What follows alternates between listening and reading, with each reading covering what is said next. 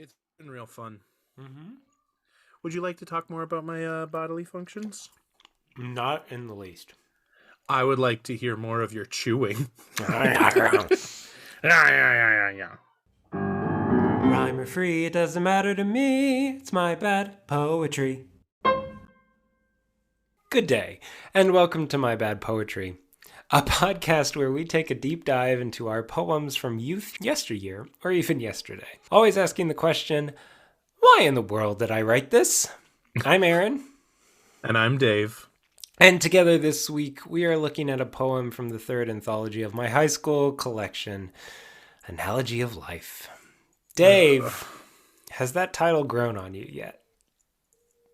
Like a fungus growing on top of food in the fridge, yes. Let's break that awkward silence. Dave, were you able to put words to a page during your prolongated illness? I prolongated. Wow, you are truly a poet. Yes. I wrote a beautiful poem. I don't have a title. You owe me cake. I owe you cake. A time chain hangs on the kitchen wall. Below lies a card with books for all. A box has chocolates behind each door. We need another calendar to get to 4. Did you eat all the chocolates of your advent calendar, Dave? No, not yet. No, we have a time chain, like the little loops of paper, and you pull those off. Yep. So that's time chain. Okay. And then he got an advent calendar from one of our friends that has some Disney books behind each door. Oh. And then he got a chocolate advent calendar from my mom. So he's got 3 advent calendars. Oh. Okay, I was interpreting that you needed another calendar to get to day 4 because you've eaten all the chocolate. Oh, that would have made sense, but no. Okay, no. I'm following now. Well, Costco sells advent calendars with wine behind each door. Yep, I've also seen ones with whiskey, which seems dangerous. Yeah. It's a very odd way of preparing for the way of the Lord. Let every valley be lifted up, and as well as the people who, have had an entire bottle of wine every day. You will be lit. You are not. No. No? Well, your poem insisted that you need 4 Advent wreaths. Advent calendars. Yeah. I am bringing to us the third silence poem of 4. So you're getting what you wished for here, Dave. Yeah, sure. Yeah. This one is creatively titled Silence 3. Oh my gosh. But it's I. You also owe me cake, because that is a cake title if I've ever heard one. Yeah. Okay, well, you ready for it? No, but Okay. Let's do this thing. Silence is the blank canvas for the composer. The blank page, waiting to be molded, waiting to be destroyed. To be made into a masterpiece of sound, a Mona Lisa of notes, a Rushmore of melodies, and the composer sits in silent content.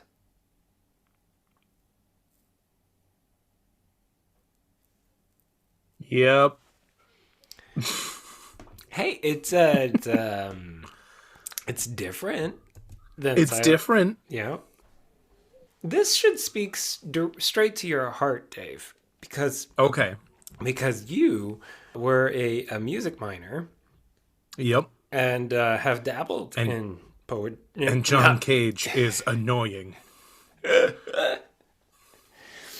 But I'm not saying that John Cage's silence is the masterpiece. I'm saying silence is waiting to be broken. It is the music that is the masterpiece. I have so many questions about this. Okay, let's go. Okay, first of all, did you just write sentences that were like just very straightforward and then you jumbled up which noun went with which verb? Because you have a blank canvas for a composer that doesn't draw on canvas, the blank page to be molded or destroyed. You have Mona Lisa on canvas of notes. A Rushmore. We're gonna come back to that word. Yeah. Of melodies. And the composer sits in silent content. But like it feels like you're trying to do something poetic with like the wrong material for the job. So I'm doing some like some comparative metaphors here. So the blank canvas for the composer is the silence. Yep. Yeah. I do understand that a blank page is not molded unless you're folding it into an awesome airplane. Oh my gosh. Which then is destroyed by me because I'm a bully, apparently. But no, I was not thinking origami. I can probably safely bet that. Yeah. Waiting to be destroyed. How would a blank page be destroyed? Burn? Fire. Yeah. So that doesn't work either, because the idea is that you're destroying the blankness, not the page.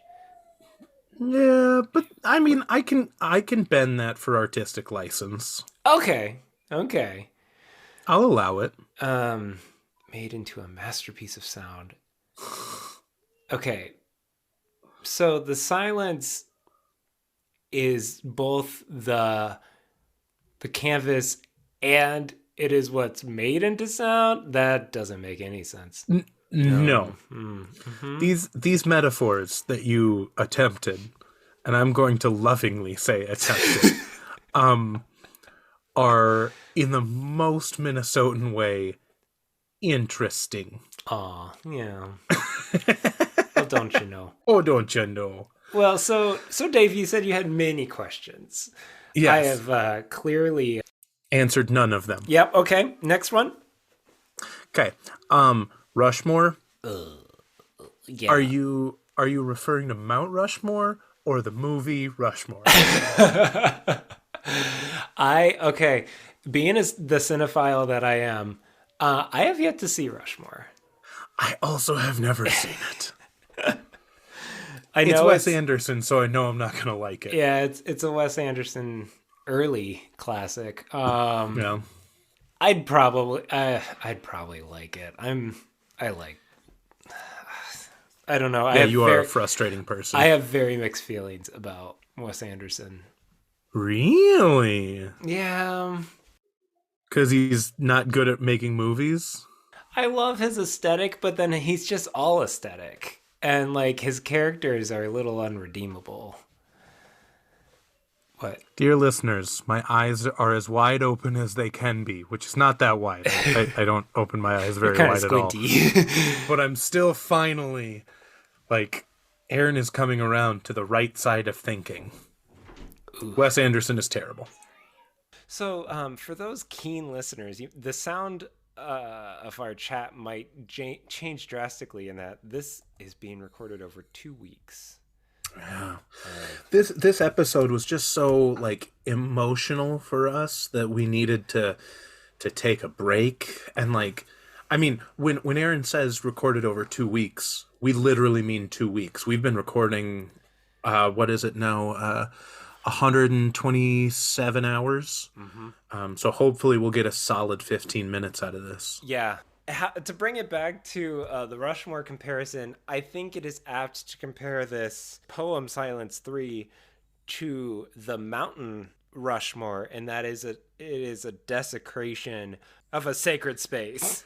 Right. There was something beautiful that was there that was, yes, sacred, holy, and then someone literally put TNT to it to turn it into white guys on a mountain. old white dudes. And so I have done that to the art of poetry with Silence 3. This is my Rushmore. In both senses. In both senses. Last week you mentioned you had a multitude of questions. I think we tackled 2 of them so far. Do you remember any of the rest? Yes. Okay. Sits in silent content, but also in the modern sense of content. I was looking at that as something you could kind of play around with in this. So silence as a place for content to be created, and the composer writing on the blank page is creating content but is content in his contentment.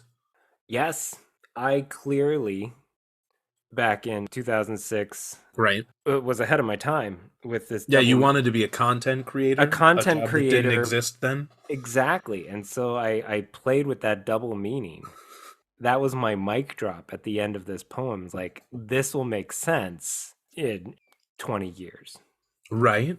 Mm-hmm. It's like all those people who say that Shakespeare made so much of our language. Well, people would have had to understand the words he put into his poems and like into his plays. So it wasn't like he invented them on the spot. They were probably being used somehow. Yeah. So people would know what they were saying. Yeah, it's like when like Webster adds a word to the dictionary. It's like, oh, wow, that word's been used for decades. Right? Yeah. Did you hear the word of the year is gasoline? I thought it was gaslighting. Yeah, gaslight. Just like Aaron, you never listen to me. I said gaslight. What are you talking about? Are you making a joke on gaslight? Yes! Come on! You played right into my hands, you fool. Wow. That was decent, right? That was good. That was a good joke, Yeah. Dave. That was a very good joke. I'm hilarious. Yeah. Well, unless you listen to me talk. Other than that, no. Yeah. I'm eager to end this trilogy. If you're Me okay too. with this being very short. I think we had like 11 minutes last week, and I don't know. I don't know how. Unless do you have more? Can we say more on silence? I thought I had one more thing. Okay. I don't want to leave you hanging here. Yeah. Well, this is actually nothing, because I realize I'm talking to high school Aaron here and saying Mona Lisa. Like, what makes Mona Lisa impressive, to put it here? And like, it's just like, yeah. No, sorry, go. Oh no. Go for it. No, I'm looking at the 2 examples I pull: Mona Lisa and Rushmore. Yeah. Now, a high school perspective of a Midwesterner in 2006.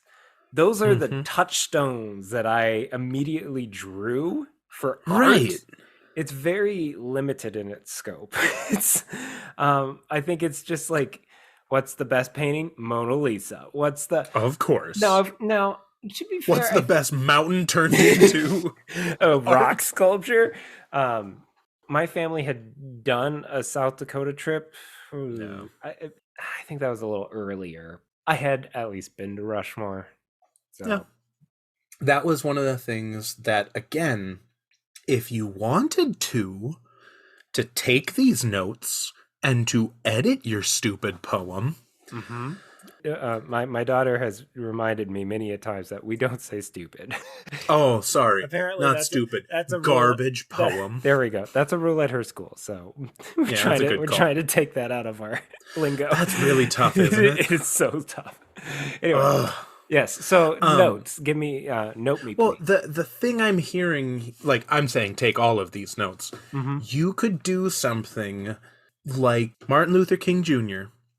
in the "Let Freedom Ring," when he's saying, "Let freedom ring to the top of the Washington Monument. Let freedom ring all across this nation. Let freedom ring at Stone Mountain." Right.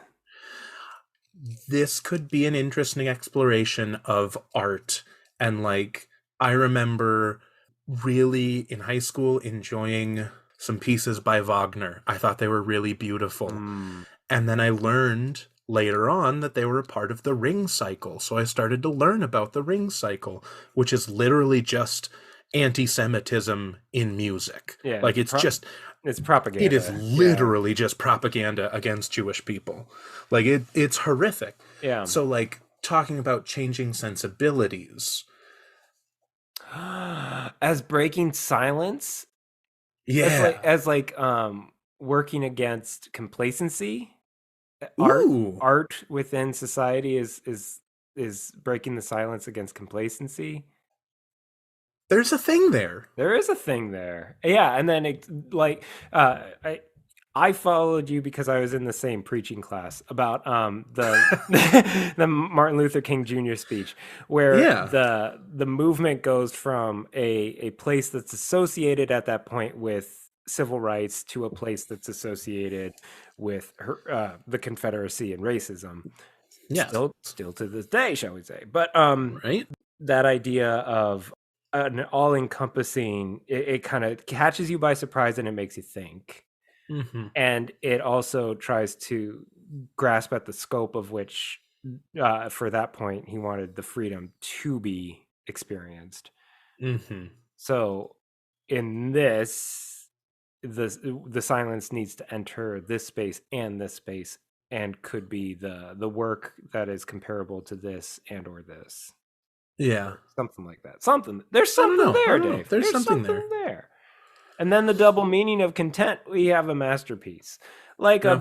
a Mona Lisa. Oh, Yeah, I really I need a better touchstone now with Banksy.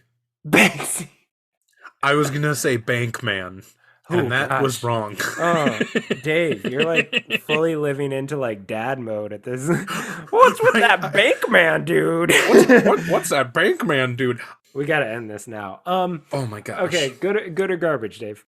I would say, well, even with all of the changes and ideas we've come up with, this is like a piece of origami paper. Have you ever used like real origami paper? Like it's kind of thin and it really Mhm. holds a line well. It's waiting to be molded.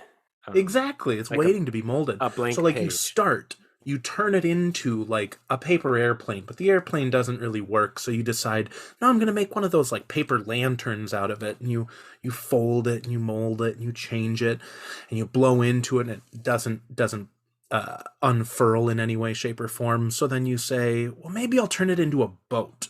Like one of those boat, like the little hat ones, and you fold it some more and you kind of the edges are losing definition, and then you're doing the origami so fast that it accidentally lights on fire. I feel like this is a pretty universal experience for all of us. Uh-huh. Yeah. So I'd say it's a little bit like the origami paper on fire. Okay. Yeah. Yep. No issues. Garbage No issues to be there. thrown away. Yeah. Would you throw fire in a garbage can, Dave? That seems If dangerous. I have a lid to put on top of the garbage can to choke out the fire. There we go. Yeah. See what I did there? Yeah. Don't do it in your 'Cause I shop don't. though. You probably have a Oh my bunch of wood gosh. dust. Wood dust. Bunch of wood dust, bunch of rags covered in oil. Maybe not that trash can. Maybe. Not that one. Okay.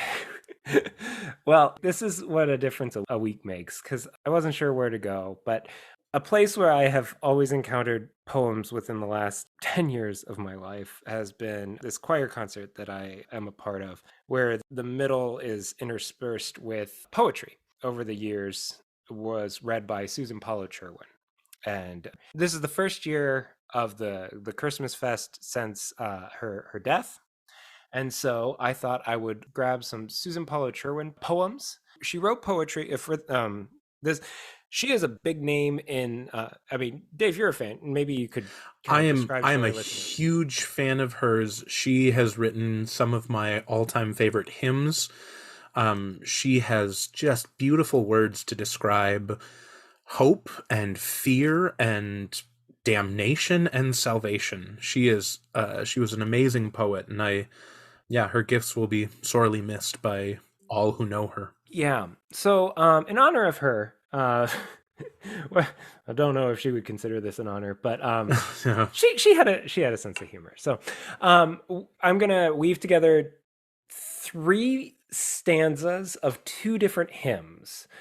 So this first stanza is going to be from "In Deepest Night," and then this which is one of her probably most famous laments in a hymnal of ours.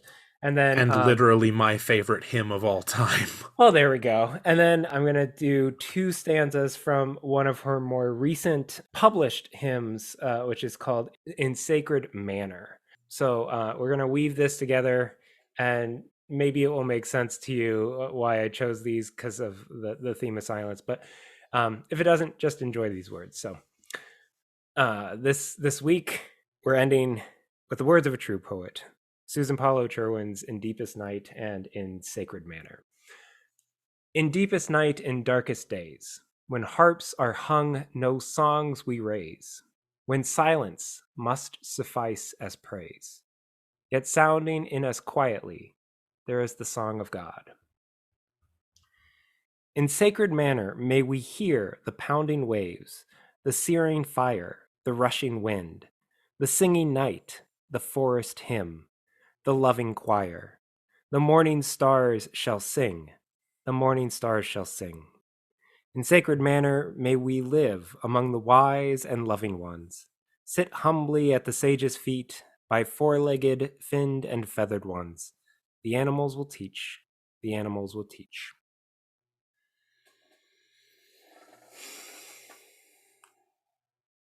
Yeah. I have nothing to add. Yep.